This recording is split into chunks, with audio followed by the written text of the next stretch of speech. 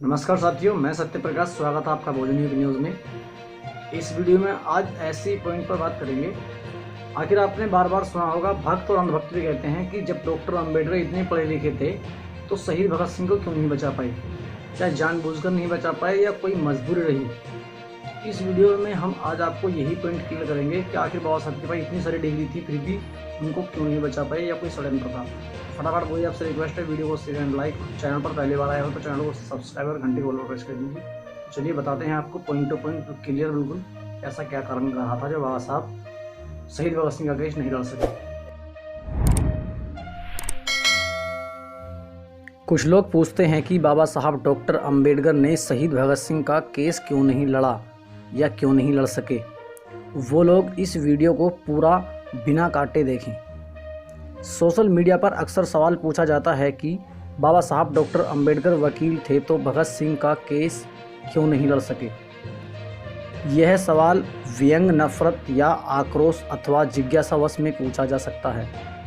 सवाल प्रथम दृष्टया उचित लगता है, परंतु अक्सर इसका मकसद दुष्प्रचार होता है। इसका सटीक जवाब जानने से पहले हमें उस टाइम के हालातों को जानना होगा।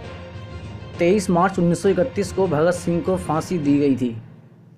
यह वो दौर था जब शूद्र, अतिशूद्र अर्थात ओबीसी, एससी, एसटी या यूं कहूँ कि डॉक्टर अंबेडकर जब स्कूल जाते थे तो उन्हें स्कूल के बाहर दरवाजे के पास बैठकर पढ़ाई करना पड़ता था, जबकि भगत सिंह सिख सरदार थे तो उन्हें यह दंश झेलना नहीं पड़ता था। शिक्षित होकर अंबेडकर जब नौकरी करने बड़ौद गए तो उन्हें किराए पर होटल, धर्मशाला या कमरा तक नहीं मिला। जब वे सिडनम कॉलेज में प्रोफेसर बने तो बच्चे उनसे पढ़ने के लिए राजी नहीं हुए। ऐसे में जून 1923 से अंबेडकर ने वकालत का काम शुरू किया। छुआछूत के कारण उन्हें काउंसलिंग में भी बैठने के लिए जगह नहीं मिल पाई। अस्पृश्यता के चलते अंबेडकर को केस नहीं मिल पाते थे। एक गैर ब्राह्मण अपना केस हार जाने के बाद अंबेडकर के पास आए तो उनके केस की जीत ने उन्हें ख्याति दी, लेकिन वकालत अंबेडकर जी की रोजी रोटी नहीं थी।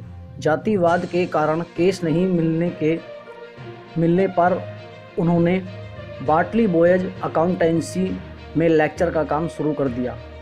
यह वह दौर था जहां किसी अछूत के छूने भर से हिंदुओं का धर्म भ्रष्ट हो जाता था। इस दौर में आर्थिक जद्दोजहद के बीच जब कोई केस देने के लिए तैयार नहीं होता था तो वहीं भगत सिंह का केस अंबेडकर द्वारा न लड़ने का बेतुका तर्क पेश करना मूर्खता महज है। वैसे ही भगत सिंह का केस लाहौर में चल रहा था जबकि अंबेडकर मुंबई में रहते थे और भगत सिंह के केस की पैरवी जाने माने वकील आसिफ अली कर रहे थे। वकालत के क्षेत्र में उनका काफ़ी दबदबा था। ऐसे में आसिफ अली को हटाकर अंबेडकर को केस देने की कल्पना भी कोई कर न सका।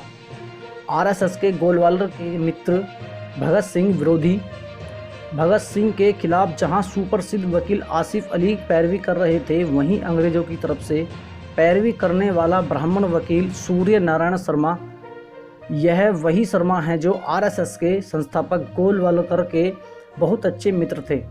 याद रहे कि अंबेडकर ने 150 वर्षों की अंग्रेजों की राजनीतिक गुलामी के मुकाबले में 2500 से भी अधिक समय की सामाजिक गुलामी को नष्ट करने के लिए अपना जीवन न्यौछावर कर दिया। ऐसे में आज़ादी की लड़ाई को लेकर जहां क्रांतिकारियों का नाम गर्व से लिया जाता है, वहीं सामाजिक आज़ादी के लिए सर्वश्रेष्ठ स्थान पर अंबेडकर का नाम अभिमान के साथ लिया जाता है। जिस समय संपूर्ण देश में एकमात्र अछूत वकील के तौर पर अंबेडकर की पहचान थी, तब भी उन्हें कोई केस नहीं मिल पाते थे। आर्थिक तंगी के चलते प्रोफेसर की नौकरी करनी पड़ी। ऐसे में भगत सिंह का केस स्वयं पहल कर मुंबई से लाहौर जाकर लड़ना किसी भी दृष्टिकोण से उचित या सुविधाजनक नजर नहीं आता। यदि केस लड़ना भी चाहे तो मशहूर वकील आसिफ अली से केस वापस लेकर अंबेडकर को सौंपने का कोई तार्किक सबूत मुद्दा नजर नहीं आता। एक पहल यह भी है कि जहां ब्राह्मण वकील सूर्य नारायण शर्मा अंग्रेजों की तरफ से पैरवी कर रहे थे, वहीं पूरे देश में अनेक मशहूर नामचीन वकील क्या तमाशा देख रहे थे। इस खबर में इतना ही। बहुजन समाज से जुड़ी खबरों को देखने के लिए हमारे चैनल को सब्सक्राइब करिए। बहुजन मीडिया को मजबूत करने के लिए बेल को ऑल पर दबाइए। मिलते हैं अगली खबर में, तब तक के लिए नमस्कार। जय मूल निवासी, मेरा भारत महान।